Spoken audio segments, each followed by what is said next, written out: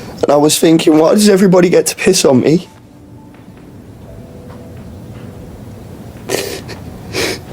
Everybody always fucking pisses on me. Eso confirma que muchas veces las personas que creemos que de cara al público son las más abiertas, las que nada le importa, las que parecen que siempre están bien, son las personas que más rotas están, que más dolor guardan y que sobre todo más solas se sienten. Y Cook es el ejemplo perfecto de ello. Por eso el final de Cook tiene tanta fuerza emocional, porque cuando descubre lo que pasó con Freddy y va a enfrentarse al loco ese, ya no parece el mismo chico que solo quería fiesta y adrenalina. Sigue siendo una persona impulsiva, sigue siendo ese Cook que todos queremos, pero ahora actúa desde un dolor real, desde el amor y desde una rabia profundamente humana. El arresto funciona como la transición perfecta, ese momento donde la máscara empieza a romperse definitivamente y donde Cook deja de ser simplemente el chico salvaje para convertirse en alguien consciente de todo lo que ha perdido. Y solo digo que si hay algo que compense el dolor y lo innecesario que sentí que fue la muerte de Freddy en la segunda generación, es la increíble venganza que le da Cook a su amigo y que confirma todo lo que hemos dicho de lo que él quería a Freddy. That you killed my friend. And I'm Cook.